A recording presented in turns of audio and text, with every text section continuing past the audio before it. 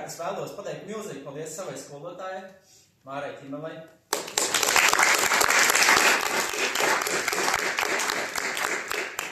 Jo Māra bija tas cilvēks, kas man iedrošināja nebaidīties, iet runāt ar cilvēkiem, mēģināt sarunāt lietas, sarunāt praksi, toreiz pie Dmitrija Krimova, Maskavā. Nebūtu Māras, es toreiz, es tā arī nenoticētu saviem spēkiem, un es gāju Māra teicu, ej, runā, tu to vari, ej, kur viņš ir, aiziet. Tā arī mēs visi sarunājam. Es pienācu pie Krimovas, saka, man ļoti aizkustināja jūsu izrādi, un es vēlos pie jums doties praksē līdz iespējams. Jā, dabūt naudu un brauc. Toreiz pateicoties bijušam rektoram Jānim Ciliņam, ar viņu sadarbību un viņu palīdzību uzrakstīju toreiz pieteikumu, man toreiz piešķīra zināmas finanses, lai es varētu aizdot toreiz uz stažēties pie Dmitrija Krimova, un tad es arī sāku saprast tā, tomēr ir iespējas doties citās vietās, citās valstīs, es jau biju bijis Japānā uz 2 nedēļām, uz apmaiņas programmu. Es apbraucu, tas bija 2. kursā, ja es nemaldos.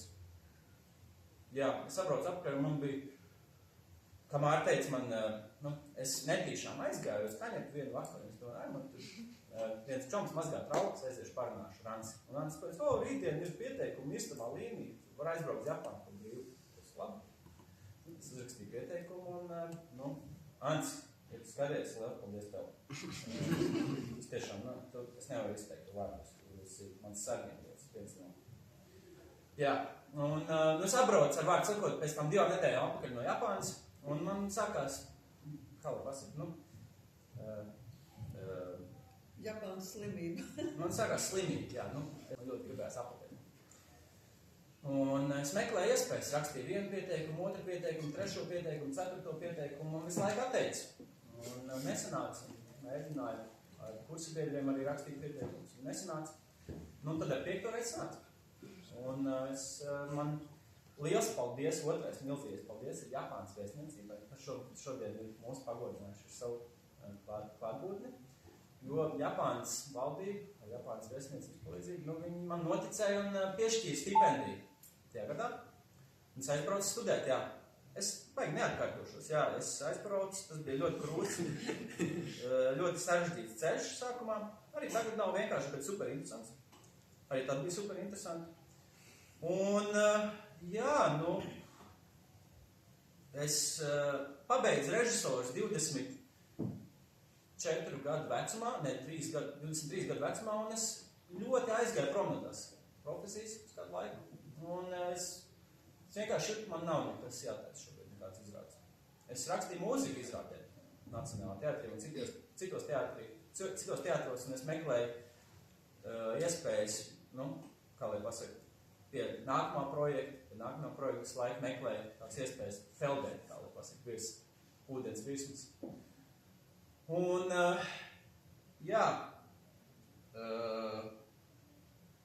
es ar vārdu sakot, es nenodarbojos ar režiju praktiski vispār kāds 7 gadus. Un es aicinu jūs nebaidīties, attālināties no jūsu profesijas.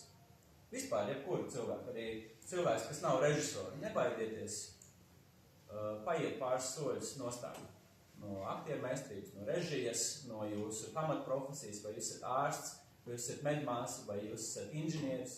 Klausiet savu iekšējo balsi un neiet to kaut kādu, varbūt citu, varbūt nedaudz sarežģītāku ceļu, varbūt grūtāku ceļu.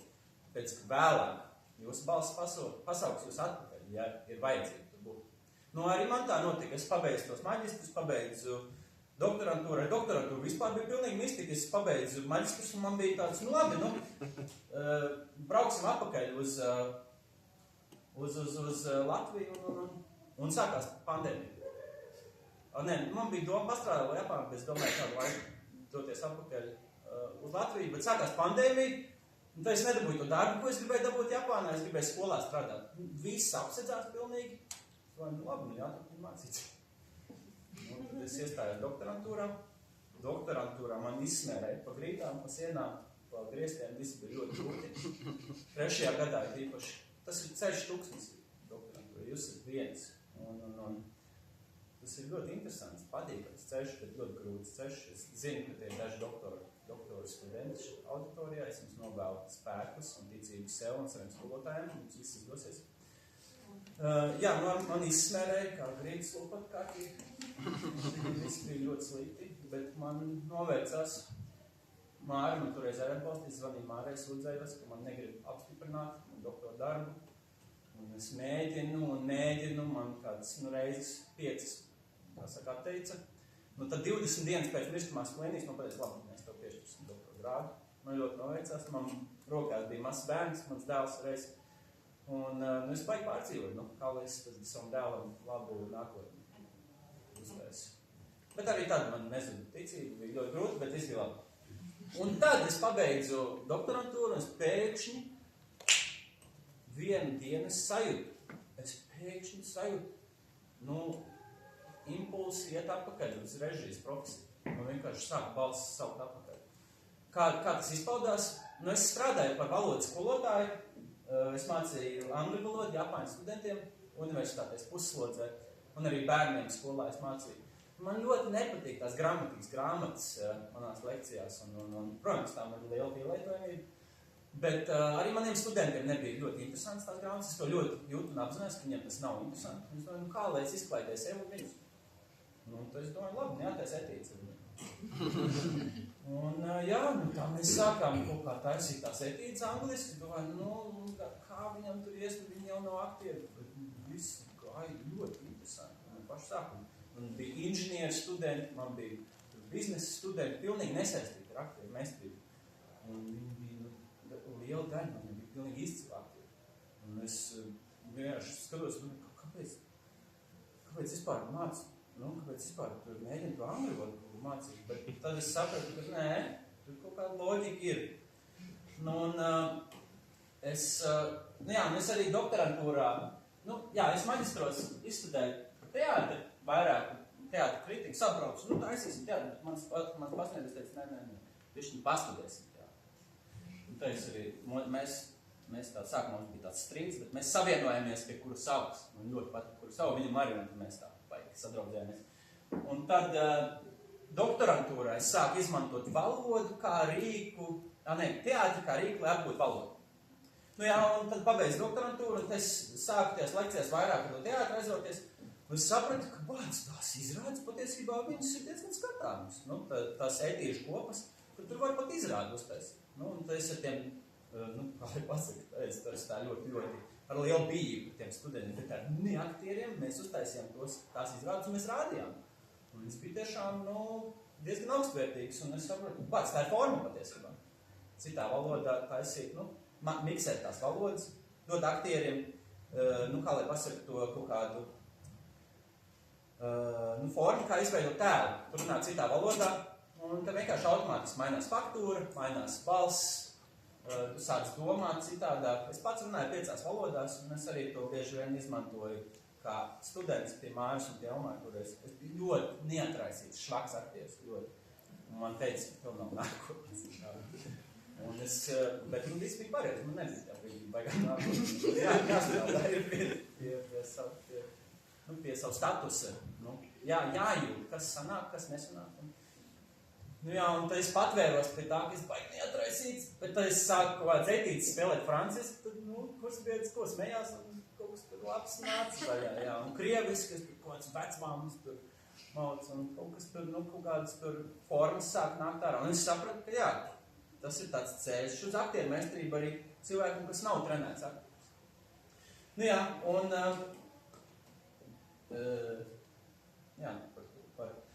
Ko es tieši studēju? Maģistros es studēju, kā veidot adaptācijas Japāņu stilā. Piemēram, grieķu traģēdijas Japāņu gaumē. Suzuki un Nina Gavas izrādēs. Un kādu paņemt citu kultūras tādu līnzu un kā ielikt kaut kādu pasaulē zināmu darbu. Vai tā ir sengrieķu traģēdija, vai tas ir Šekspīrs. Kā Japāņu to precedentu izmantoja. Tad, doktorantūrā es aizgāju vairāk tad uz to valodu apmācību ar teātri jomu. Nu, un tad, kad es pabeidzu, tas tā kā atgriezos, tās lietas tā kā konverģējās. Gan tas starpkulturālais, plus valoda caur teātri. Un jā, šodien mēs vairāk par globalizāciju runāsim. Tas ir globāls, kaut kas globāls, lokālā prizma. Jā, un Japāņiem diezgan labi ir ar to globalizāciju, viņiem labs tas fusions, kaut kāds laba intuīcija uz to. Un, jā, kāda pamatprincipi savstarpēji cieņa pret mērķa auditoriju un to kaut kādu ārējo kultūru, kultūrāli kaut kāda savienošanās, pašrefleksija kritiska, saprast, kas tad ir tā problēma, kas man neliek mierā. Un kas ir problēma ļoti svarīgi manai mērķa auditorijai? Kam es tā esmu daru? Nu, un, jā. Nu, vispār globalizācija ir izcils darba rīks, lai veidot pašrefleksiju. Kas tad mēs esam, tādi latvieši, ja? Ja mēs paņemam, teiksim, Šekspīru, Hamletu, kā tad mēs varētu tiešām tā paņemt viņu un tādā latviešu vēstures prizmā? Varbūt mēs varam kaut ko padomāt no latviešu tāda, kā lai pasakam, kad mēs vēl bijām tautas tādas dažādas, ja? Kad mēs bijām ciltis, ja? Varbūt mēs varam kaut ko tajā prizmā uztaisīt. Vai tieši otrādāk, varbūt mēs varam uztaisīt Hamletu, kur mēs runājam par mūsdienu korumpētību kaut kādu. Un kaut kādu, varbūt kādas problēmas valdībā. Vai, es nezinu, tur var tiešām tā skaisti paņemt specifisku kontekstu un pašrefleksiju. Kas tad mēs tādi esam? Tas ir izcils sociālās antropoloģijas instruments, lokalizācija. Japāņi tādēļ ņēma to Šekspīru, lai saprast, kas mēs tādi paši esam. Pēc otrā pasaules kara, kad pilnīgi viss ir resitējies, ja? Un kad ir jāsāk no jauna uzbūvēt. Tāpat arī mēs, jā. Mums bija ļoti līdzīgi, jā. Mums bija resets iestājās tāds. Es domāju, joprojām, mums ir iespēja pašrefleksija caur lokalizāciju. Kāds tad ir mērķi šajā lekcijā? Iemācīties nedaudz par kura savas pilnāk. Kāpēc kura savas? Kāpēc viņš ir meistars? Lokalizācijā viņam ir ļoti labi precedenti, viņam ir liels kļūdas bijušas viņa karjerā, viņam nav gājis, pilnīgi izcili, un viņš tur pilnīgi ģēnijs, kā jau kurš labs režisors, viņam ir gājis sarežģīt. Un, jā, iemācīties par viņa filmām un par sociālo svaru tajās filmās, pagātnēm, šodien, nākotnē, nedaudz komunikatīvi, saprast, kas tad ir tā vērtība lokalizācija ne tikai teātra režisoriem un aktieriem, bet arī cilvēkiem, kas ir citā profesijā. Ja jūs gribat ar biznesu nodarboties, ja jūs gribat ar zinātni nodarboties, kā tad mēs varam paņemt ar kādu globālu prizmu, apskatīt kaut kādu savu jomu, kā mēs varam savienot kaut kādas lietas. Vai tas ir, copyrights jūsu biznesam, ja? Vai tas ir, teiksim, kaut kāda medicīnas metode, ja, pielāgot lokālā formā. Tas ir super universāls veids, kā domāt. Ja. Un trešais mērķis ir, jā, kā es teicu, māksla, biznesa un zinātne. Iegūt tādu komunikatīvo spēku. Kā runāt bez vārdi? Jā. Varbūt pieceļamies un pārunāsim viens ar otru nedaudz. Man patīk, kad un auditorija uzstās. Padomājiet arī jūs skatītāji savā starpā. Ja. Pārunājiet, kāda ir jūsu pieredze ar samurai filmām nedaudz. Un tad varbūt pastāstīt viens otram kādu jautru faktu par kuru savu vai samurai filmām. Un tad beigās varbūt kādu super stāstu, ko jūs gribētu atstāstīt lokālā veidā. Jā, sadalieties, lūdzu, pa pāriem un parunāsim. Piecelieties kājās, lūdzu. Jā. Droši cilvēki, kas nav saistīti ar teātri, nebaidieties, tāpat celieties augšā, ejiet uz dullo. Runājiet ar cilvēkiem, ko jūs nezināt. Jā. Kāds minūtes 5. tomēr skatītāji, jā, padomājiet.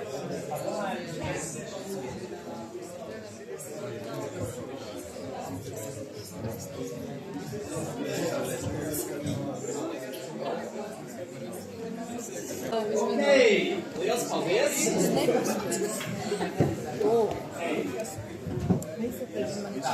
Esam labi padomājuši, parunājuši.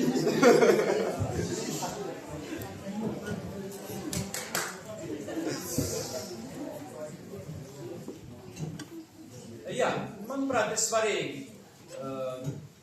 saruna. Svarīgi ir saruna. Varbūt jūs atnāks lektors citu kaut ko izstāstīs, varbūt jūs blakus sēdoši jums izstāstīs kaut ko tādu, kas jūs dzīvi varētu izmantot. Jā, tādēļ esam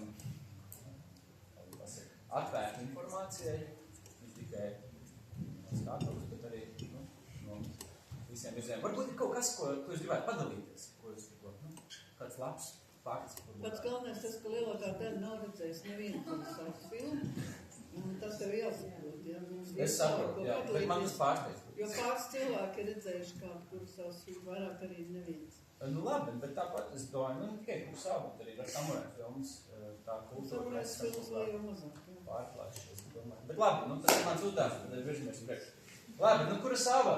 Viņš piedzima 1910. gadā Tokijā. Viņš izglītojās sākumā kā gleznotājs. Viņš gleznoja gleznas un vispār ļoti ilgi līdz karjeras beigām gleznoja. To viņa filmās ļoti var just. Jā, bet tā mēs pieķersimies. Noteikti, jā. Bet šeit ir ļoti svarīgs viens elements.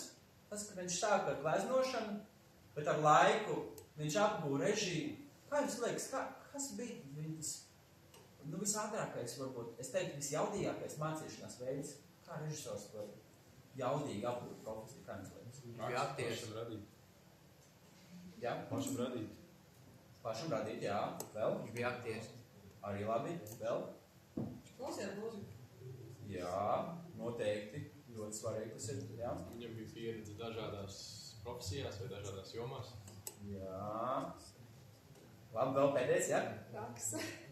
Prakse. Jā, tas jau tiešām to. Viņš bija režisora asistents. Ļoti daudz. Es aicinu jūs, studentus, un arī cilvēks, kam interesē režiju, asistēt režisors.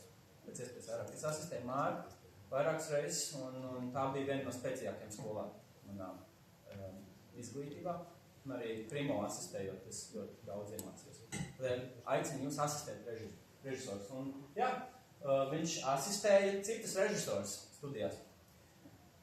Jā, tātad sāk viņš ar sociālajām drāmām pēc otrā pasaules kara. Apspried, kas tad ir cilvēks, kas ir moralitāte, turpināja ar samurai filmām un tad vēlāk vairāk literārās adaptācijas. Gan sākumā, gan vidū. Jā, viņš strādāja gan Japāņu studijās, gan ārzemju filmu studijās, kad viņam patiesībā bija problēmas, viņam bija sākās starptautiskās kolaborācijas, un viņš piedzima pats samurai, izbijušā samurai ģimenē.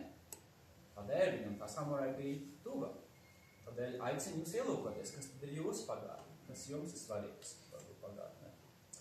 Jā, un viņam kāds 30 filmas kopumā, un viņš ļoti labi runā bez valodas, ļoti labi runā ar skaņu, gaismu, kustību, ar atmosfēru. Un jā, tad par viņu profesijām režisors, dramaturgs, kulturālais, kā lai pasaka tāds, savienotājs, mediators, gleznotājs, aktieris, jā.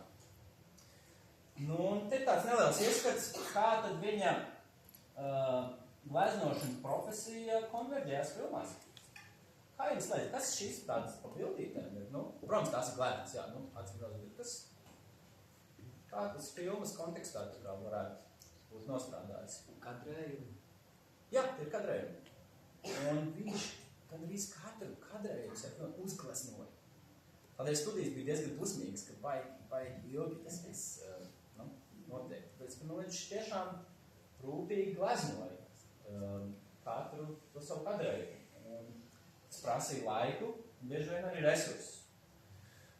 Un, jā, ir 4 periodi, kādi, ir dažbrīd 3 periodus, ir 4 periodi. Pirmais periods ir viņa tas mācīšanās periods, agrais periods. Otrais periods ir tas saucamais zelta periods, kad viņš jau ieguva savu stilu un viņš aktīvi nodarbojās sāk ar montāžu nodarboties, ar tādu skaņas, kustības un krāsu, ritmu un simboliku. Tad krīzes periods un tāds, kā lai pasaka, tāds nedaudz pārslēgšanās periods, kad viņam bija neveiksme komerciālā, un tad viņš zaudēja finansiālo atbalstu, un tad arī sakrita pašnāvības mēģinājums, kuru savam, paldies Dievam, neveiksmīgs. Un vēlais periods no 80. līdz 93. gadam, kad viņš sāk nodarboties ar tādu episku mākslas darbu radīšanu un tādu filozofisku periodu. Jā, nedaudz par kuru savu, kāpēc viņš vispār, tās tēmas, kas viņa filmās bieži vien figurēja, ir ne tikai traģiski, kā traģēdiju un nāvi, teiksim. Viņam ir 2 tādi ļoti spēcīgi adaptācijas darbi, kas ir adaptēts no Makbeta, tas ir Asins tronis, un no Karaļa līra. Un abos ir stāsts gan par nāvi, bet Japāņi baidās ne tikai no nāvi, bet kā jums liekas, kas Japāņus ļoti biedē? Kauns. Jā, kauns. Tas ir tā kā patiesībā ļoti tuvu kaunu. Arī tuvu. Lojalitāte. Jā, tas viss ir, man liekas, vienā tādā kopā. Izolācija. Viņam ir bailes, ka viņam nav savu kopu, nav piederība. Un gan Makbetā, gan Karalī līrā ir šī izolācijas tēma, bieži vien Japāņi. Tas ir tādā vienā grozā liekams ar nāvi vai pat stiprāk. Jā, negribu sajust izolāciju. Pēc ka Japāņi ļoti kolektīva kultūra. Un Kurosawa ļoti aktīvi runāja par to. Kāpēc? Tāpēc, ka viņam bija brālis,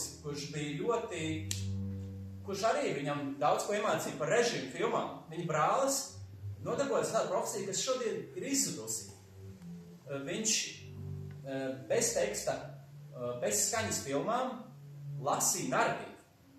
Viņš reālajā laikā lasīja blakus melnbaltām, bez skaņas filmām, kas notiek, ko izjūt aktīvs, kas mainās.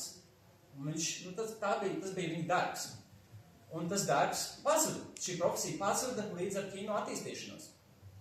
Un, diemžēl, viņa brālis izdarīja galvasargu. Un tas ļoti, protams, tas ļoti ietekmēja Kurosawu, un tādēļ viņam šīs tēmas sāk kļūt ļoti svarīgas.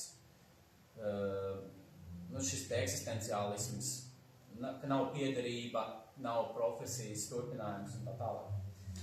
Jā, labi, tad es paņēmu atzīmēju tādas spēcīgākās, manuprāt, samurai filmas. Visas filmas ir lieliskas, Kurosawa, protams, dažas veiksmīgākas, dažas neveiksmīgākas. Bet, dzelteno esmu atzīmes Rašomons. Rašomons bija pirmā filma, kas bija starptautiski, iegūst starptautiski atpazīstamību. Tajā figurē viens stāsts, kas tiek izstāstīts vairākas reizes no dažādiem rakursiem. Man liekas, varbūt 4 reizes šis stāsts izstāstīts, ja es nemaldos. Tas bija ļoti eksperimentāli priekš tā laika. Viņš ar šo te eksperimentālismu un ar šo te antropoloģisku pieeju apskaties, kas tad mūsu tā pagātne ir no dažādiem rakursiem. Viņš ieguva atpazīstamību. Tad tālāk. Es ar zobentiņiem ieliku samurai filmas. Visi zobentiņi tas ir samurai filmas. Un zobentiņu un maskas, tas ir samurais plus, samurai filmas plus Šekspīrs. Jā, tas lai jums vieglāk. orientēties. Tad pirmā adaptācija, samurai adaptācija bija Asins tronis, Throne of Blood, 1956. gads. Bieži vien cilvēki pārbīstās, ka viņi iedzird, ar tik veca filma. Nebīstieties. Tā filma ir ģeniāla. Viņa ir ļoti viegli skatīties. Viņa ir izcils ritms. Un, tā ir Makbeta adaptācija. Un tālāk, ļoti labs. Yojimbo, tāds, westerns, tāds samurai westerns. no Forda filmām ietekmēts stils. Un, nu jā, šis īsti nav samurāja filma, bet ļoti iesaku. Šī filma ieguva zelta palmu zaru Kannu filmu festivālā. Viņam neizdevās komerciāli šī filma, dodies kādēļ. Tādēļ, ka tā bija tādā epizodiskā formā izveidot, mainījās laikmets. Bija 60. gadu beigas, 70. gadu sākums, cilvēki gaidīja vairāk tādu izklaides žanru, un viņš tā kā gribēja vairāk iet eksperimentā. Un tas tā kā, nu labi, nesanāca labi pārdot, un tā bija pašfinansēta filma. Nu, kad studijas redzēja, ka viņam tik labi negāja finansiāli ar to filmu, viņi izdomāja, ka varbūt tas nav tik droši.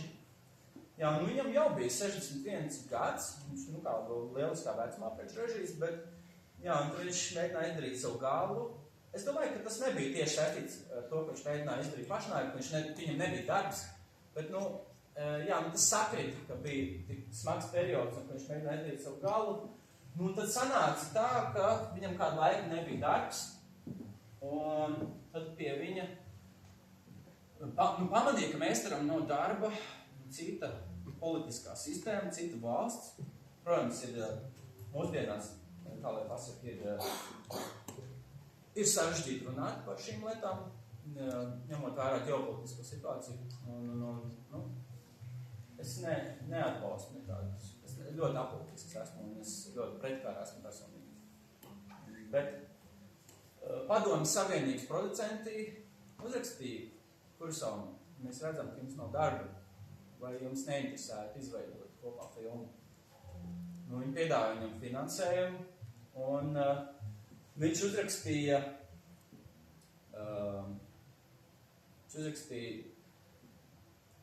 tekstu filmai par Sibīrijas šamanu, kurš satiek Krievu impērijas virsnieku, kam bija uzdots uzdevums uztaisīt kārti Sibīrijas, jo Sibīrija bija ļoti nespēja. Nu, tas stāsts ir par šamanismu un par cilvēku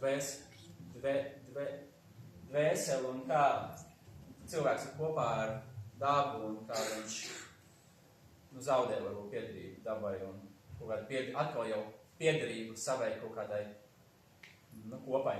Ļoti iesaku to filmu. Tā filma ir ģeniāla. Viņai nav nekāda sakara politika. Desu Zala, jā. Viņai, vispār, man liekas, viņš ļoti budisti. Viņš paņēma to Padomju Savienības naudu un pilnīgi nekāda sakara ar padomju. Kā lai pasaka, ar ideoloģiju vai kultūru, pilnīgi kaut citas. Jā. Nu, viņš bija režisors un aktieri krievu valodīgi, un tas šamans viņš arī bija šamans. Es ļoti iesaku to filmu, ļoti aizsācu filmu. Viņa iegūta zelta zaru. Nu, tālāk, jā, Kagimuša izcils koncepts. Tur ir stāsts par to, kā, es nedaudz spoileri iedrošu atvainojos, ka ir ļoti ietekmīgs šoguns, samurāju ģenerāls, un viņu noslapko. Bet nevis noslapko, bet viņš grasās mirt, viņam ir slimības. Viņš to pats, ko dara, man te visi šitie groži, kaut kas jādara. Bet viņš saprot, ka viņam jāturpina kaut kā tas, un viņam ir svarīgāk pat par dzīvi turpināt to visu. Viņš atrada Džeku, kas ir nenormāli līdzīgs viņam. Nu, un tad Džeks kļuva par viņu personu. Ļoti interesanti. Tā ir samurāja filma, kā Džeks uzdos karaoke. Ļoti labi. Jā, nu, tad tālāk. Run, tad redzat atkal maska, jā? Šekspīrs. Tā ir Karaļa Līra adaptācija par, tā filma ir lieliska, par to mēs nedaudz detaļās parunāsim. Tā, tad man ir neliela trivija jums sagatavota arī skatītājiem online. Es jums sagatavoju dažus video maziņus. Varbūt paskatāmies un padomājam, viņš regulāri runāja bez vārdiem. Padomājam, kādas emocijas viņš ir šajos kadros mēģinājis, iepīt. Ja? Šis ir Run, filmas atās Run, 85. gads, Karaļa Līra adaptācija. Šis ir Karalis Līrs, un šajā adaptācijā nevis meitas, bet dēli. Svarīgi kaut ko pamainīt tomēr adaptācijā, nevis atstāt viss kā oriģināli, bet runāt par to, kas māksliniekam ir tuvāks, dēli. Es domāju, tas arī izskaidrojums ar to, ka Japānā, tāda patriarchāla sabiedrība, tīpaši tajā laikā. Jā, bet labi, paskatāmies to pirmo video, mēģinam noskaidrot, kas tad ir tur iepīts.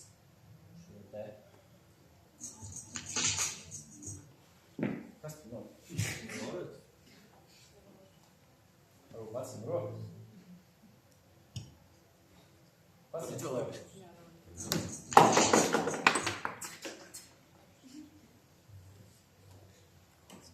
Kas tiek atgādināts? Nē, viņš pārvalda kaut kādu zaru, laikam. Jā, viņš paņem pārvaldes veidēti, bet ko tad varbūt kāda emocija? Dusmas? Jā, dusmas. Ok, skatāmies tālāk. Tā, šis ir Makbets, asinsponis.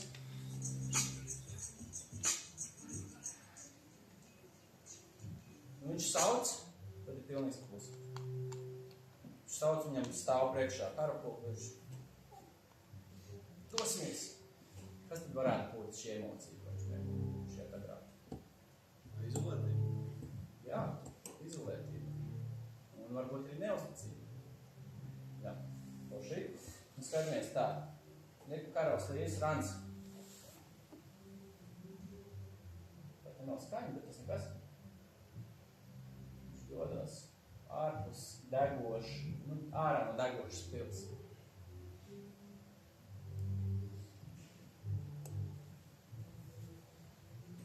Jā. Kaut kas uz padošanās puses. Jā, Varbūt, minēja jā. izmisums. Izmisums, padošanās, jā. Tas ir ļoti interpretējami. Labi. Un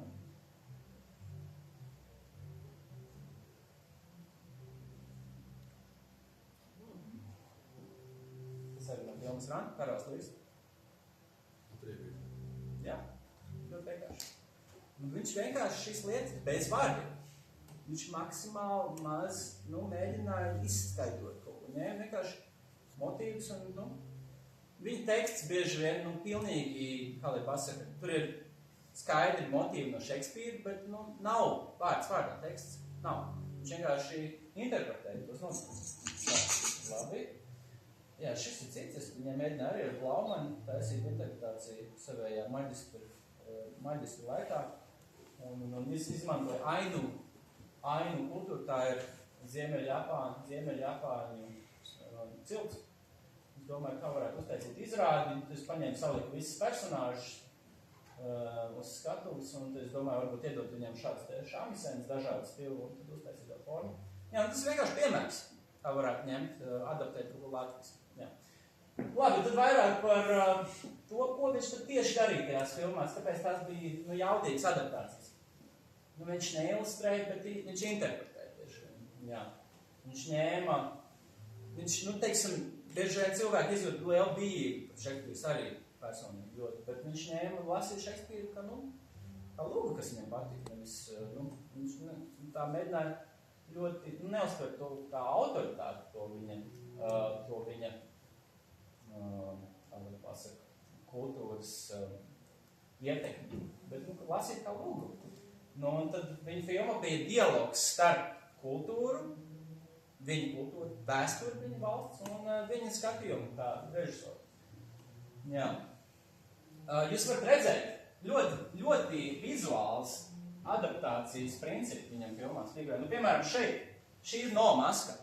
Un šī ir aktrise, kas ir pilnīgi uzgrīmēta pēc No maskas principa. Tā ir lēdīga Makbeta, kad viņa mazgā rokas, nevar atmazgāt asins no. Un, jā, par to tronu klādu. Jā, viņš ir izņēmis visus monologus ārā. Aktieri, šie te tēli nerunā monologos, viņi nerunā monologos, vairāk viss ir vizuāli attēlots. Ir, piemēram, daudz, viņš izņem ārā monologu un ieliek viglu. Vai klusumu vienkārši. Vai tukšas istabas. Kaut kā tas ļoti strādā. Un, tā vietā, lai Makbets pats būtu tāds ļoti, kā lai viņš jau schēmo, bet viņš bija vienkārši neizlēmīgs. Viņš bija neizlēmīgs. Šis Lašizu, ja, Makbeta analogs. Un tikmēr viņa sieva viņa interpretē kaut kāds notikums. Viņa interpretē un tur mēģina ieteikt viņam kaut kāds lietas. Nevis emocionāli, bet viņa mēģina interpretēt, ko tas nozīmē. Nu, un ar tādu kaut kādu minimalismu ļoti lielu jaudu sāk nākt šim darbam. Nu, kas ir, kāda efekta tas rada? Tas rada to, ka sākumā, nu labi, mums ir kaut kādas lietas, ko mēs, ir, teiksim, samuraja laikmets, ir feodālais samuraja laikmets, un mēs saprotam, nu, ka tas nav Makbets, ka tas ir, nu, ka visi nesā bruņas, tas notiek Japānā, ir atsvešinātība sajūta. Bet ar laiku mēs saprotam, ka tas ir Šekspīrs tomēr. Jā. Un te mēs redzam, jā, nu, ka viņš sākumā ir tāds pašpārliecināts, aiziet, nu, tas jau ir beigas, manuprāt, jā. Un viņš vizuālā dominants, viņš ir virs, jā, viņa ir zem. Nu, un tas viss beidzas ar, nu, kustību. Nu, nāk tās, kā lai pasaka, šautras, ja, no visām pusēm, no ļoti dīvainiem leņķiem, nu, un viņš saprot, ka nu, viņš ir vispārāk pašpārliecināts, viņš nav gaidījis to, un viņš ar kustību izstāsta to visu stāstu, ar mizanscēnu un kustību. Nu, Karalī Līrā, ko viņš ir tā, manuprāt, ļoti veiksmīgi izdarījis, ir viņš paņēmis, nu, teiksim, oriģinālajā Karalī Līrā Līrs ir izraidīts ārā ar vētru, ja? Un šeit viņš tajā ir izcils laiks, ir zils debesis, ir super. Vētra ir iekšā. Un man viņš vienkārši ir, nu tā, paņemsim vienkārši izmainīsim laiku tādus. Perfekti. Tas ir tik vienkārši. Tādēļ, ja jūs mēģināt uztaisīt adaptāciju, nerociet pārāk dziļi. Vienkārši uzklausiet savu intuīciju. Ja? Tad ir jāapmaina laikums tā, varbūt ir jānomaina vecums. Šis ģeniālais aktieris, tas ir Nakadai Tatsuja, viņš nesen nomira. Viņam bija 92 gadi. Viņš spēlēja māti kurāžu, viņš pats bija kurāžu no publiku maudas pār skatu 92 gadu vecumā. Šeit viņam ir kaut kādi 54, 55, viņš ir maksimāli nogrimēts. Maksimāli nogrimēts maska, un viņš, nu, lai viņš izsieras pēc vecu vīru, bet vecu vīru, kas ir spēcīgs. Tur bija svarīgi tas, ka viņš ir spēka gados, bet vecs vīrs pēc spēka gados. Jā, un jā, nu te ir šīs lietas, ko viņš izmainīs. Ja karaļi, nu tad samuraji. Jā, ir kaut kāds, kā lai pasaka, dievišķā, kaut kāda, ka man pienākās, jā, esmu no izredzētas ģimenes vai dinastijas, jā, nu tad, jā, Japānā tā ir lojalitāte, jā, vai samurai kods, jā. Raganas, nu, ja raganas, tad kaut kādi dēmoni Japāņi, jā. Ja pilis, tad cietokšņi. Nu, atkal jau, jā, tas ir, sajūta ir kaut kas cits, bet beigās, tas tomēr ir tas, jā, ka mēs, nu, esam pietiekami daudz laika pavadījuši. Nu, jā, viņš ļoti kārtīgi, daudz klusuma ir tajā filmā. Daudz klusuma, un viņš vienkārši izstāsta traģēdiju caur klusumu, nevis caur runu. Jā, nu, tur tāds simboli, piemēram, māja ir viņa identitāte, ja māja dēļ. Jā, nu, pils. Tā tālāk, jā, nu, sabrīt māja, tas zaudēt sevi. Un reik, jūs redzat, kā viņš ir super, viņš uzgleznojas, un tad viņš paņēma pilnīgi precīzi iefilmē to visu, jā. Es domāju, ka viņi tur jūtas nostastā filmu lauku. Nu, labā nozīmē, es domāju. Es domāju, ka tu nevari vienkārši tā uztaisīt tā ģeniāli darbu. Mocīt tos aktierus laiku. Es domāju, ka tie aktieri arī bija iekšā tie visā. Un starp citu, viņam nedaudz aptrūkās nauda, lai pabeigtu ranu. Viņam aptrūkās nauda, un kā jums liekas, kurš pamanīja to, ka viņam aptrūkās nauda? Tu pamanīji Džordžs Lukas un Stevens Spielbergs. Viņš nevar pabeigt filmu. Un tad viņi gāja uz Hollywoodu un teica, Lukas teica, nebūtu, kur savas nebūtu zvaigžņu kari. Nebūtu zvaigžņu karu. Un Spielbergs, nu arī teica, viņš ir viens no režijas tēviem. Un tad viņi atrada viņam finansējumu, palīdzēja. Tad, nu, es domāju, ka Kurosavam piemīt arī zinām veiksmes deva. Jā. Nu, kā jau kuram, es domāju, labam režisoram. Jā. Jā. Un varbūt, es domāju, ka tagad uztaisim tādu jautājumu un atbilžu sesiju, parunājamies vairāk. Nu, man ir jautājums, kāpēc jūs prāt ir derīgi zināt, kā adaptēt darbus vai nemācīs lokalitāti? Jā. Man liekas, dažreiz pilnīgi svešas kultūras, tāpēc ir termins kultūras šoks. Tas var būt mazliet grūti pieņemt tās atšķirības, bet ja mēs to padarām, ka tajā var atrast kaut ko, kas mums rezonē, un caur to, un tad vienkārši pakāpeniski var atrast to ceļu no lokalitātes līdz viens uz viens tās kultūras parādījumam, un vienkārši mazliet vieglāk to izprast. Jā, es piekrītu. Tas ir izcils tilts, lai dotos uz to citu kultūru, lai iepazīstu. Jo es arī atbraucu uz Japānu, es neko daudz, es mēģināju mācīties, bet pirms apbraukšanas jau tāpēc daudz neko nezināju. Un skatoties filmas, jā, man bija sajūta, ka es sāku to saprast, man ir iespēja ienākt par kādā platformā. Bet īstenībā tā ir ļoti aktuāla tēma arī tieši tagad politiski, un īstenībā tieši par Japānu runājot, mainoties viņu ministriem un vispār politiskajām vīzijām, un arī sabiedrībai, kas ir etniski tik tīra valsts, viena no tīrākajām, man liekas, pār pasaulē. Cik daudz mēs tā kā laižam iekšā cilvēks, cik daudz mēs adaptējamies, vai pieņemam, vai mainamies līdzi, vai tā kā saflūstam. Šitie ir īstenībā ļoti aktuāli jautājumi arī Polija, par to daudz runā par imigrantiem, par šo visu tribālismu un to sajūtu, kas ir mūsējais un kas ir svešs. Un jā, tā kā tas nav tikai tāds rīks, kā varbūt, jā, risināt. Tā kā kīnā kā rīks. Lai runāt par tām lietām. Kā tas ļoti aktuāli īstenībā.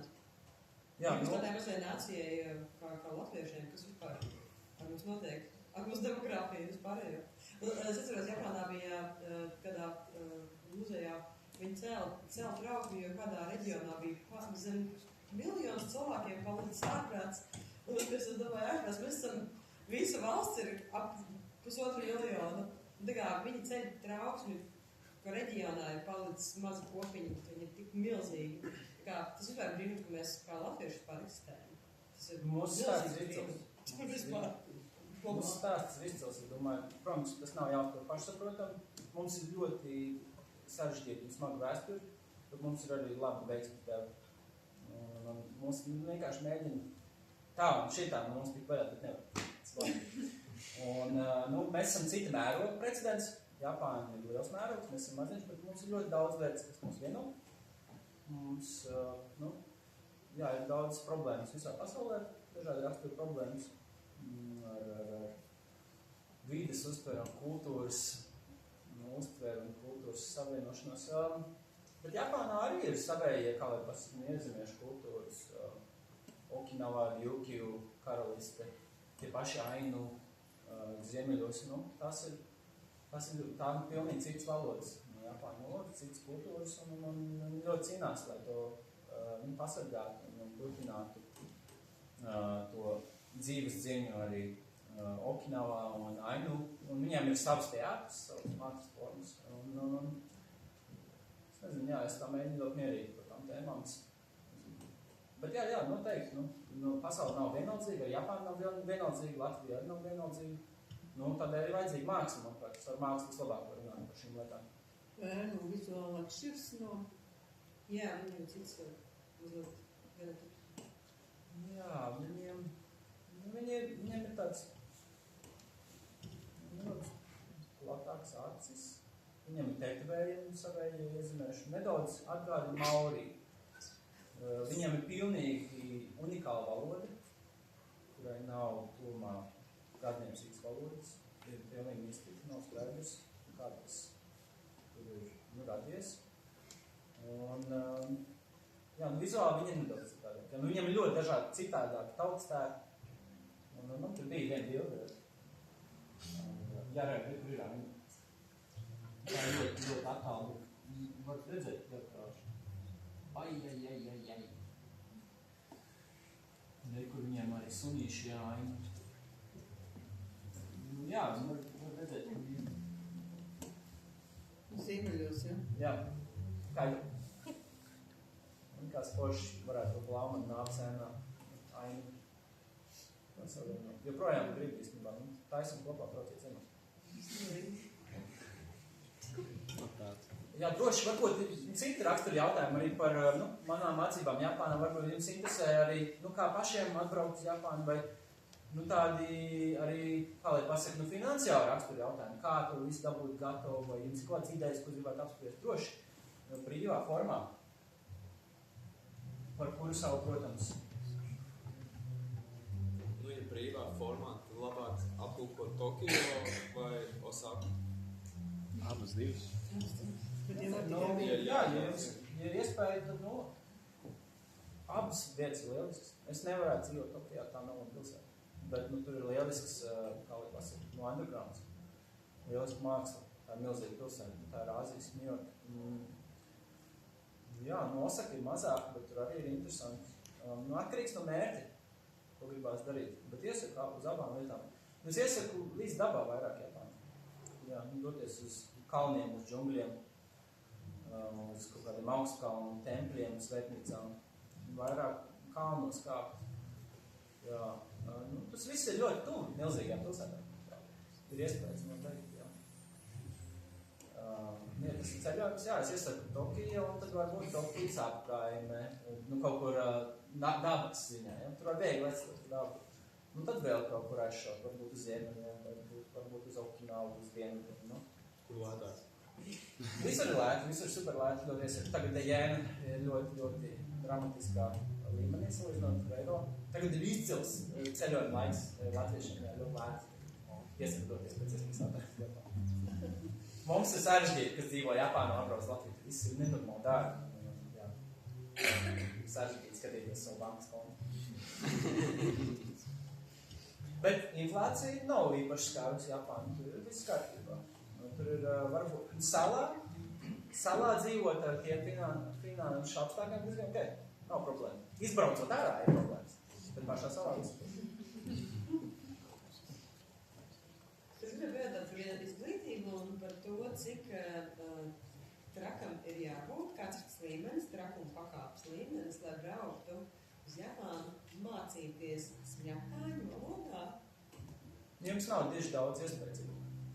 Tā kā cik ļoti daudz tu jau biji sagatavojis japāņu valodas līmenis, tad varētu ielīst akadēmiskā vidē un actually ierakstīt to. Es mēģināju no visas spēka, bet baigi šādi. Bija realitāte, bija tāda, ka es, 4. kursu pabeidzams, es strādāju kā komponists, rakstīju mūziku, strādāju ļoti dīvainos dienas laikos, 3 no rīta. Jūs paši saprotat, nav darba grafikas komponists. Un tad gāju, bet darba grafikā tomēr iekļāvās mēģinājumu apmeklēšanu. Es gāju tie mēģinājumu uz Nacionālā teātra 8.30. Un es biju neizgulējies ļoti. Un es mēģināju iet uz japāņu valodas kursiem, bet tie kursi bija brīvprātīgo organizācijas. Es ļoti pateicīgs esmu Jamagatas universitātes apmaiņas studentiem. Tie bija lieliski kursi, bet tomēr viņi bija bez struktūras un viņi nebija skolotāji. Neiemācījos tieši daudz. Tur bija ļoti interesanti, jauki, bet neiemācījos baigi daudz. Te es atbraucu un es baigi nevarēju runāt Japāni. Es gribēju būt runājuši, bet es nevarēju. Un es atnācu pie savu maģistru darbu vadītāju. Tajā laikā es vienkārši biju pie viņa kā apmaiņas students ieradies. Vēl nebija nekāds garantijas, ka es tur mācīšos. Jūs ierodaties sākumā kā research student, un jums ir iespēja iestāties maģistrantūrā. Un viņš bija mans tāds vadītājs, kas man gatavoja šai iestāšanās. Viņš man prasīja, Mārtiņ, kā tev ir Japāņu? Es saku, sveiki, man sauc Mārtiņš, Japāņas. Viņš saka, lasies, no man ofisa, tur jādodas mācīties Japāņu valodas, kas tam dara? Es labi. Un viņš pateica, Mārtiņ, tev izvēl.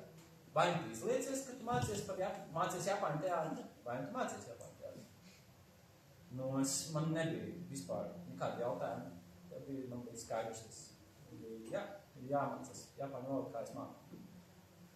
Un bija grūti sākumā, un arī liktenis kaut kā to visu tā savieno. Man beidzās intensīvie kursi, viņi bija ļoti, ļoti liela pārslodze. Viss bija slikti pēc tiem intensīviem kursiem. Bija 32 stundas nedēļā Japāņu valoda. Un bija pilna laika darbs. Es biju neizgulējies atkal, jo bija pārāk daudz darba. Un rezultāts neko neiemācījās. 5 mēnešu laikā, 32 stundas nedēļā. Es varēju atpazīt valodu, bet es nevarēju parunāt. Es jūtos kā suns.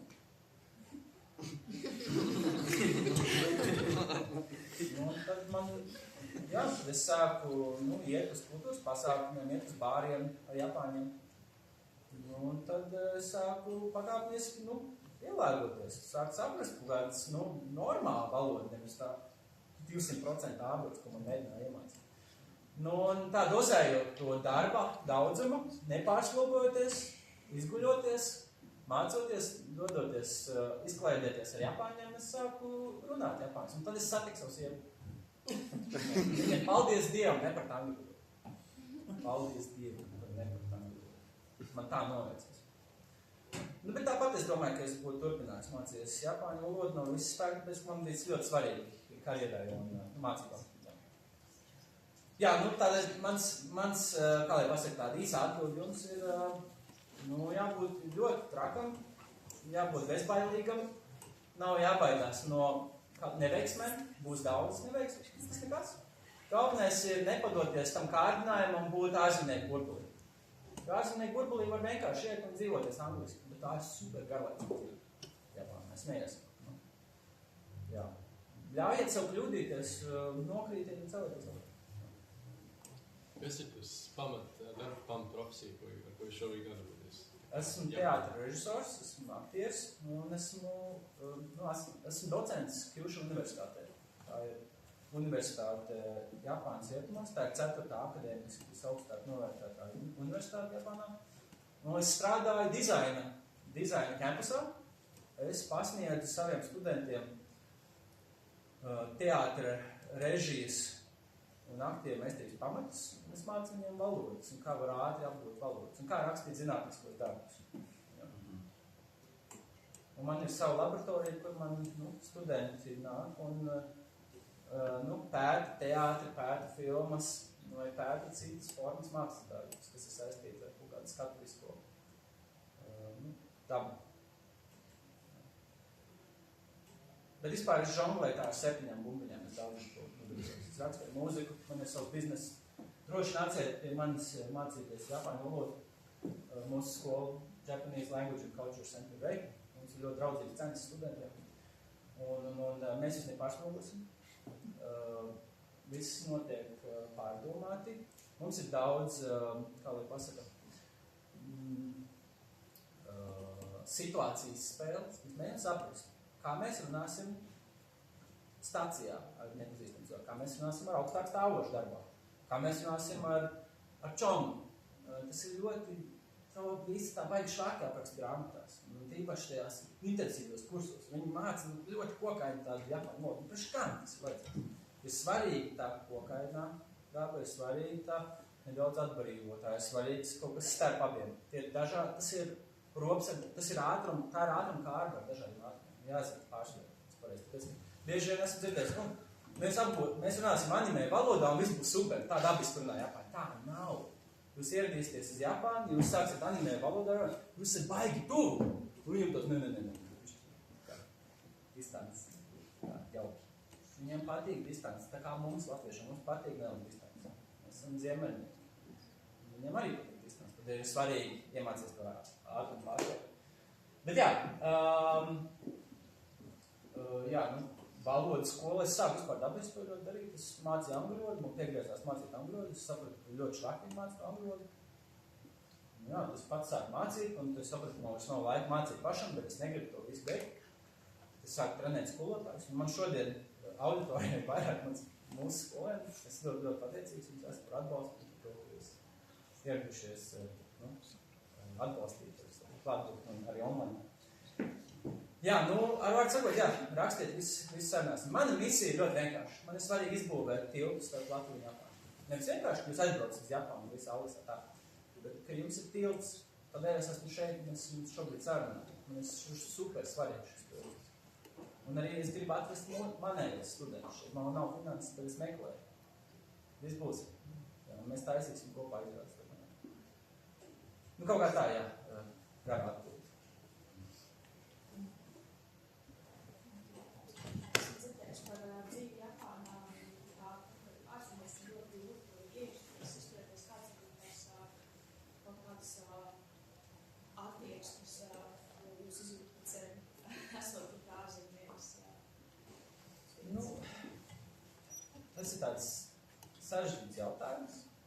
Jums ir jābūt, jāmīl, būt ārpus savas komforta. Ļoti komfortabli dzīvot Japānā, bet jūs nekad nebūsiet vietējā. Nekad. Bet tas nav slikti. Nu, tas ir, kā lai pasaka, jūs varat iegūt Japānas pilsoni, bet tā ir tomēr 97% ir Japāņi šajā valstī. Tas ir objektīvs fakts, un tas nav slikti. Japāņi nav vainīgi. Tas nav ne negatīvi, ne arī par to ir jāskatās. Vienkārši jāapzinās, ka, ja jums patīk būt outsiderim, tā ir lieliski vieta. Es arī Latvijā jūtu, ka esmu outsiders. Jā, un ir svarīgi apzināties, ka tas ir spēks. Un tas ir tāds dzīves ceļš.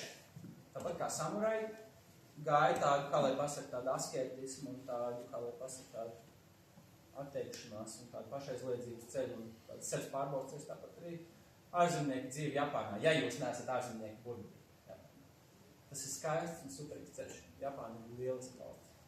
Tādēļ jums nav obligāti jādzīvot ilgstoši. Varbūt brauciet, uztaisiet kaut kādu mākslas darbu vai zinātnisko kaut kādu savienojumu vai biznesa savienojumu un dzīvojiet starp abām valstīm. Piemērs ir šis. Abas valstis savienotas. Tas ir super. Un tas ir arī tīkls zem manis. Esmu publiska persona, esmu režisors, es pasniedzu, bet kaut var man paslīdēt. Es ļoti atvainojos, no stipras skolas. Es paši saprotu.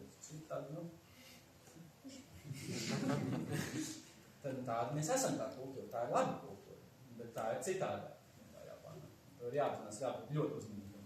Es sasēju savu meilu mezglā, un es šeit ļoti, kā lai pasaka, ķēru sevi. Tāds esmu temperamenties. Bet tādēļ jums ir jāžonglē ar vairākām bumbiņām. Jāapdrošina sevi tā tālāk. Jā. Bet kāda ir tā robeža, tā kā Japānā, atšķirībā no mums, tā kā, kur ir vajadzīgs, kad mēli vajag sasiet? Ziniet, es nezinu, kā ir tagad. Es neesmu 8 gadus dzīvojis Latvijā, bet Japānā mūsu studenti ir mūsu klienti. Ļoti izteikti. Arī aktieri, mestrības un režijas domā.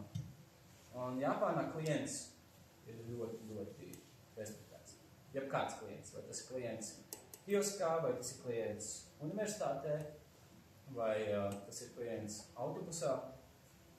Klients ir mans. Un es kalpoju klientam. Es varu ielietot kaut kādus rīkus, lai palīdzētu attīstīties visam skolēnam, bet tajā pašā laikā es domāju, kas tad ir tā vērtība, kas viņam ir jāsaņem, jo viņš maksā man naudu. Es domāju, kā biznesmenis, kas man viņam ir jāpazīt. Jo viņš maksā naudu, lai es varētu viņam palīdzēt uzbūvēt savu nākotni. Un es viņam bieži vien to saku, neesiet tik ļoti apsēsti par to savu darbu un meklēšanu kaut kompāniju, jo Japānā ir super svarīgs tas job hunts. Jūs visi kopā aprīļa sākumā tiekat kompānijā un jūs strādāsiet kompānijā. Visi vienlaicīgi sāk strādāt jaunā darbā pēc universitātes. Tā ir tā kā nākamā skola. Vienlaicīgi 1. aprīlī visi sāks jaunu darbu. Tādā standārta gadījumā. Bet jūs netiksiet tajā kompānijā, jūs čomi pietiksiet. Štum džekam vienīgi no darba. Un jūs ģimē, mūsu dēls nav darba. Baigais spiediens. Bet es jums saku, dārgi draugi, viņš nevajag tik ļoti uztraukties par to. Pilnīgi vienalga, vai jums ir tas darbs vai nē. Varbūt jums ir uzreiz jāsāk ar savu kaut kādu, kā lai pasaka, dizaina kompāniju. Varbūt jums jāuzstājas savu trupa. Vienkārši ticiet sev un sāciet ar uzņēmēju darbības principiem, ko taisīt kā mākslinieki. Ja jūs gribat būt labi mākslinieki, mācieties pārdot savu preci. Nevis vienkārši strādāt kaut kādā iestādē. Un pēc 10 gadiem nekas nemainīsies. Tāpat jūs būsiet, protams, jūs būsiet dzīves apdauzīti, ja? Es sapratu, jūs besīgi, jūs tā kompānija, kur jūs strādājat, tad beidzot es esmu gatavs savu kompāniju, bet nevajag obligāti iet tos 5 gadus un darīt to, kas galīgi nekusē. Ir vērts riskēt uzreiz. Un to es mēģinu iedrošināt saviem studentiem. Mēģiniet uzreiz, jūs negribat to darbu, tad nevajag to darbu darīt. Ja, es domāju, ka jūs esat dzirdējuši šo kādu daudz. Negribu, tad nevajag. Viss. Un es to ļoti regulāri atgādinu. Jums ir jādos to stubu kompāniju. Jūs pilnīgi viens vietas, ko es čomi domāju, pierādiet, ka jūs esat, savu ceļu gājēji. Jūs esat samurai. Jums ir jāturpina savs ceļš. Un viņi dzird to. Jā.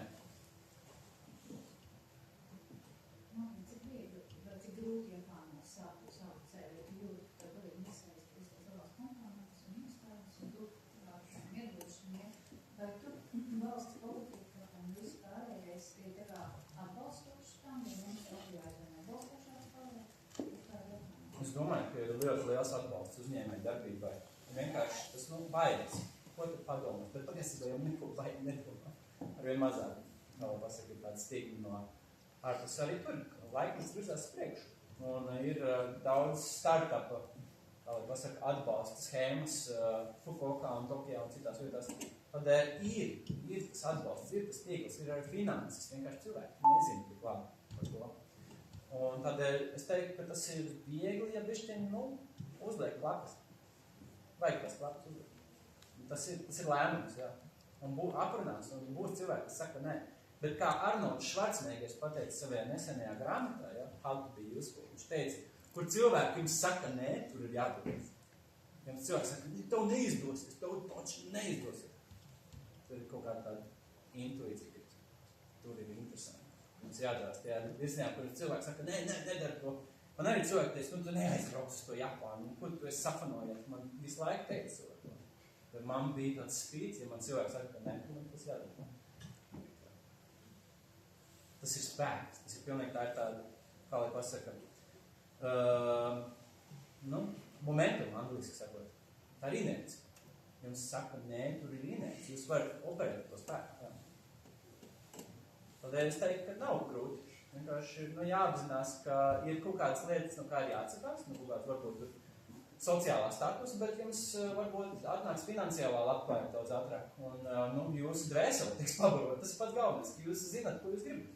Jāklausās vienkārši savā balsī. Ja jūs intuīcija saka, jums nav tajā kompānijā jābūt, tad nedariet to vienkārši. Arī Japāņā tas pats. Man aizved intuīcija Japāņā. Klausiet savu intuīciju. Režija, aktieru meistarība, tā ir vislabākā vieta, kur trenēt savu intuīciju. Tā. Varbūt, jā. Piemēram, ja jūs gribat jūsu studenti varbūt šeit, vai nevarētu vienkārši uzrakstīt apmaiņas programmu, lai, piemēram, es aizbraucu uz Japānu, jūsu studenti aizbrauc uz Latviju. Tā kā Erasmus studijā. Šobrīd ir darbs pie tā. Noteikti. Tas ir man galvenā misija. Tas, protams, paprast kaut kādu laiku un resursus uzrakstīt pieteikumus, iegūt finansējumu. Šobrīd strādāt. Tā nezinu, vai man izdosies, bet gaidu, jā. Es gribēju pēdot par tendencēm saistībā ar PISA rezultātiem un vispār Āzijas tā kā reģioni, jo šobrīd tieši Āzija demonstrē visaugstākās šos punktus un tur arī ļoti liels tas spiediens par to izglītības līmeni, par to, kur tu tālāk attiecīgi startēsi. Kā tu vērtē to izglītības tieši to virzienu, vai tur ir kaut kādas inovācijas notikušas, jo pēdējais bija Japānā Osakā vienā skolā. Es sacināju, ka bērni vienkārši sēž pie galda, un viņi ir tik pārstrādājušies, ka tā meitene vienkārši locās un miega ciet. Viņam patīk pagot. Bet tas mīts ir tāds, ka viņi ir pārstrādināti, un tur ir privātā vēl izglītība, un tā kā, lai viņi būtu tā kā Excel. Ir tāds žargons, jonen jasmi. Tas nozīmē 4 gadu atvaļinājums. Kad jūs esat iestājies universitātē, jūs esat nedaudz atslābts. Un baigi viņam nepatīk bakstīties. Tas nav viņa kultūrā. Es sākumā baigi naski bakstīju, modināju. Bakstīju, otru dāju, tā. Bet es ar laiku sapratu, ka man ir citi rīki, kā viņas motivēt. Pateikt, ka viņiem, ja viņi nokavēs vai viņi aizliks, par aizmigšanu, ne. Ja viņi nokavēs, tad būs radošā atvainošanās. Ieredzēšu to esmu. Mihēls Krustovs nodarbojas. Tad es nokavējuši lekciju, kaut vai 10 sekundēm, tad jums jāizdomā kaut kāda radoša akcija. Vai tā ir etīde, vai dziesma, vai deja. Un visi 95%, 99% ierodās laikā. Bet ik pēc 2 nedēļām kāds nokavē, un mēs visi ļoti gaidām to radošu atvainošanos. Bet es vienmēr iedodu viņam nedēļu, lai viņi padomā par to radošu atvainošanos, un tad viņi taiskots kāšu trikus, prezentācijas, kā tirgoties ķīniešu valodā. Nedēļ, tik smieklīgi un oriģināli, pilnīgi izcili. Es laiku iedrošinu, ja jūs gribat iemācīties riskēt, jūs gribat augt pēc iespējas ārā, kavējiet tās lekcijas. Paņemat nokavēt 45 minūtes un iemalcīt. Es uztaisīšu radošu atvainošanos. Es viņam neļauju vairāk par pusi kavēt. Bet tas jau tikai pa daudz. Es saku, droši kavējiet, ejiet dzert kafiju Starbucksā un tad nāciet man lekciju. Jo tas ir ātrākais veids, kā viņi iemācīsies riskēt. Jo viņi baidās no publiskās prezentācijas. Jā. Bet runājot par izglītību, jā, es neteiktu, ka ir baigi stingri. Ir tieši otrādi, varbūt tāds nedaudz tāds standarts. Pasniedzies runā, kā pasaka, un skolēni raksta. Un tad ir beigās tāds eksāmens. Bet mūsu dizaina skolā mēs ļoti apzināmies šo problēmu, ka nav tik interesanti un noderīgi. Un tādēļ mums daudz starpdisciplināru projektu. Mēs laiku veidojam kaut ko, domājam, kaut kāds projekts, kas ir tendēti arī ārpus augstskolas, teiksim. Tur mums ir sadarbības projekts ar bērnu muzeju, milzīgu centru, kur bērni mācās par kaut kādām nākotnes profesijām. Šobrīd mēs strādājam pie projekta, kur bērni caur teātru varēs kaut kādas nākotnes profesijas pieredzēt. Nezinu, teiksim, tur filmu režisoriem pēkšņi ir jāuztais kaut kāds arhitektonisks objekts kaut kur vidē vai parkā. Tādēļ, jā, mēs mēģinām caur projektiem tomēr tos studentus iedrošināt. Lai nav visu laiku jāsēž par stolām. Atkal, viņi samaksājuši naudu, ko viņi sēdēs vienkārši čučēs, var jau. Un kāds mums ir akadēmiskajā vidē, varbūt tās cīniņš ar mākslīgā intelekta radītajiem skaitiem garadarbiem? Es skatījos tieši, ka tagad akadēmi darba vidē viņi taisa klātienes tests grafiskiem dizaineriem, viņiem ir actually jāpierāda, ka viņi māk kaut ko uzzīmēt, jo... Jā, es domāju, ar roku palūk, kaut ko uzsacēt, tas ir labs veids. Es nedomāju, ka šī problēma ir vispār teātra jomā, nula problēmas. Vispār, pēc ka mākslīgais intelekts netuvu nestāv klāt tam, ko cilvēks spēj izdarīt. Bet tas ir šī brīža. Kurā ir šajā rakstīšanā vai kur darbs? Jā, kā, teiksim, es mācu, kā rakstīt zinātniskus darbus. Mūsu metodi, es neesmu to izdomājis, es viņu strādāju, jo tas tā kriterijs. Mēs iesaistām procesā mākslīgo intelektu. Mākslīgais intelekts. Mēs palūdzam mākslīgiem intelektam komentāru par to, ko mēs esam uzrakstījuši, un tad mēs pārrakstam citos savos vārdos. Mēs nekad neļaujam studentam iesniegt kaut ko bez šī komentāra ar mākslīgo intelektu. Viņi skata, viņi lasa un viņi ignorē, vai viņi tā kā izdomā izmantot to efektu. Un es visu laiku saku, tas, ka jūs saņemat ko komentāru, tas nenozīmē, tas ir augstvērtīgs komentārs. Tad, lai jums zūst tas kārdinājums visu uzrakstīt ar mākslīgo intelektu palīdzību un iesniegt, tad vienkārši palasiet kādas ieteikumus jums ar tas mākslīgais intelekts. Un atcerieties, ka tas nav augstvērtīgs process, tas, ko viņš saka. Es neesmu autors šai ideja. Tas ir, tā ir sistēma, ko izmantot Tīšu universitāti. Jā. Un rezultāti ir tā, ka neviens no maniem studentiem nav iesniedzis neko ar mākslīgā intelektu. Mākslīgā intelektu uzrakstīt. Jā. Viņi saņem komentārus, viņi paši izdomā. Viņi paši saviem vārniem. Jā, tad tiešām tā laikā? Es pārbaudu visu. Man ir viss, kā lai pasaka, man ir viss softwares un viss hardwares, lai pārbaudu. Šobrīd viss ok. Mēs katru nodarbību lasām. Jums ir kaut kāds hardwares, ja? Soft kaut kāds. Jā. Varbūt beidzamies jautājums.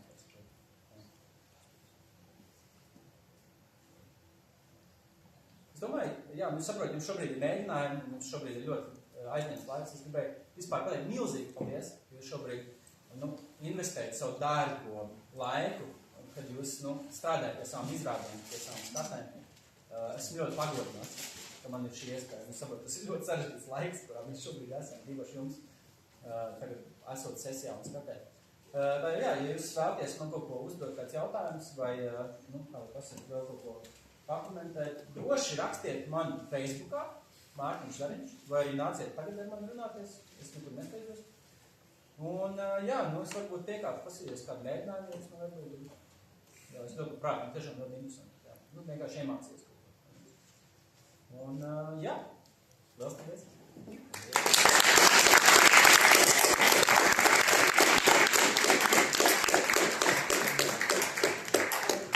Tad jā, ieraksts būtu viens šis laiks, jā. Niekās ir.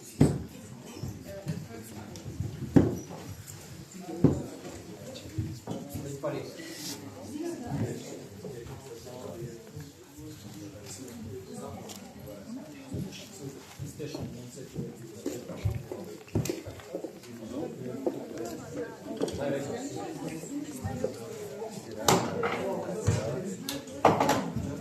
Lielas paldies.